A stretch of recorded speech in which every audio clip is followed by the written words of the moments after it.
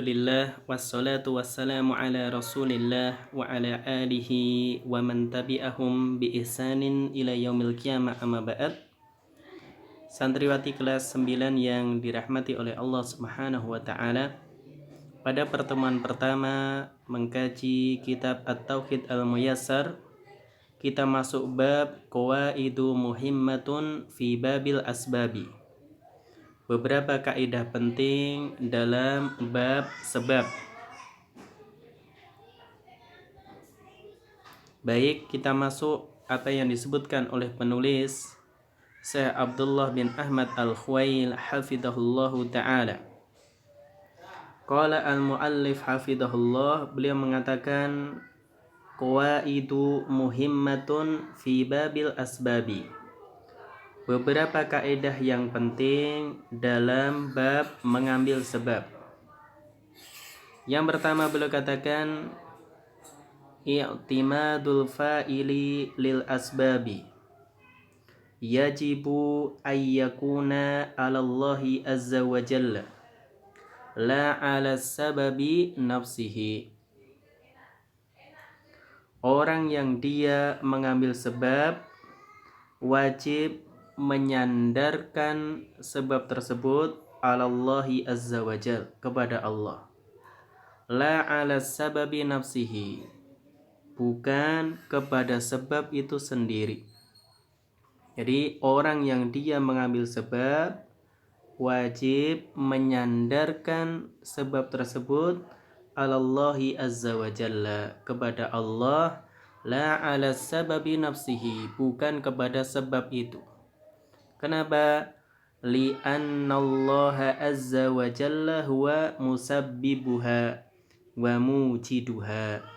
Karena Allah Subhanahu wa ta'ala yang bisa menjadikan sebab itu terjadi, wa mujiduha, dan yang menciptakan sebab. Maka sebab itu akan terjadi karena Allah Subhanahu wa ta'ala, demikian juga Allah lah yang menciptakan sebab. Misalkan di antara sebab apabila seorang dia ingin sembuh dari sakit, maka sebabnya dengan berobat, dengan datang ke dokter atau yang semisalnya. Namun tidak boleh ketika seorang dia sakit kemudian dia mengambil sebab dengan berobat, dia sandarkan hal tersebut kepada sebab tadi. Dia bersandar kepada dokter, nyandarkan hatinya kepada dokter atau obat itu, tapi wajib menyandarkan kepada Allah, karena Allah lah yang bisa menyembuhkan orang yang sakit. Adapun obat itu Allah jadikan sebagai sebab supaya seorang sembuh. Dan yang kedua, an ya'lama anna tilkal asbabi murtabitatun biqada'illahi wa qadarihi. Hendaknya orang yang mengambil sebab itu tahu bahwasanya sebab-sebab tersebut murtabitatun biqada'illah, itu terkait dengan ketentuan dan takdir Allah. Meskipun seorang dia sakit, sudah berobat, apakah pasti sembuh? Dia sudah mengambil sebab? Belum tentu. Karena sebab ini terkait dengan takdir dan ketentuan Allah Subhanahu wa ta'ala. Kemudian yang ketiga, turuku itsbatin anna syai'a sababun ithnani. Ini yang penting.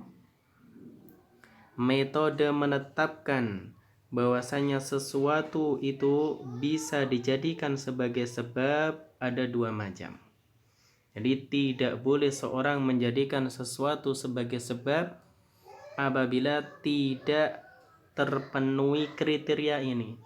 Paling enggak ada salah satu dari dua hal ini.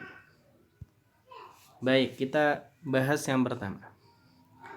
Al-awwalu, yang pertama, antoriqis syar'i, yaitu sesuatu itu dikatakan sebagai sebab melalui jalur syariat. Artinya syariat menetapkan bahwasanya sesuatu itu sebagai sebab. Mithaluhu, contohnya, al-asalu sababun lissifai. Madu merupakan sebab lissifa, yaitu untuk menjadikan orang yang sakit itu sembuh. Jadi madu itu sebab untuk berobat. Wa daliluhu, dalilnya qauluhu ta'ala, Allah katakan fihi shifaa'ul linnas. Dan di dalam madu itu terdapat syifa linnas, yaitu terdapat obat bagi manusia.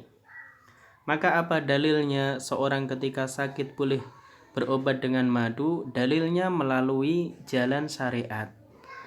Karena Al-Quran menetapkan, Allah katakan tentang madu, fihi syifaa'un linnas. Di dalam madu terdapat obat bagi manusia. Maka ini yang pertama. Kemudian atsani yang kedua. Antariqin tajribati wal qadri. Melalui jalan at-tajribah, yaitu penelitian, wal qadri, dan perkiraan, hipotesa, perkiraan kuat. Mithaluhu, contoh, an-naru sababun lil ihraqi. Api merupakan sebab untuk membakar. Lakin, akan tetapi, la budda fi tariqit tajribati. Maka penentuan api itu bisa membakar harus menggunakan metode tajribah, yaitu adanya penelitian terlebih dahulu. Min thubuti sababiyati syai'i thubutan dhahiran, yaitu penetapan sesuatu itu sebagai sebab harus thubutan dhahiran, penetapannya itu harus jelas, ya, penetapannya itu harus pasti dan jelas. Ba'da mubasyaratihi, setelah itu digunakan secara langsung. Kenapa demikian? Li'anna thubuta ghairad dhahiri, karena penetapan sesuatu itu sebagai sebab namun ghairad dhahir, tidak nampak secara jelas. Qad yakunu iddi'aan, terkadang ini hanya sebagai iddi'aan, yaitu sebagai klaim kosong. Awahman, hanya waham saja, perkiraan, persangkaan. Mithlu, contoh, az-za'mu anna labsal halaqati yadfa'ul aina, yaitu persangkaan bahwasanya memakai gelang itu bisa menangkal ain, itu bisa menangkal penyakit ain. Apakah Allah menjadikan gelang sebagai penangkal untuk penyakit ain, yaitu pandangan mata orang yang hasad? Maka tentu tidak. Maka sebab tersebut melalui thariqit tajribah itu penetapannya harus thubutan dhahiran, itu pasti dan jelas ba'da mubasyaratihi. Maka ini terkait, yaitu diantara qawaid muhimmah, kaidah penting dalam penetapan sebab. Wallahu a'lam bishawab. Demikian pembahasan bab pertama untuk yaitu santri kelas 9 membahas kitab At-Tauhid Al-Muyassar. Semoga bermanfaat. Wassalamualaikum warahmatullahi wabarakatuh.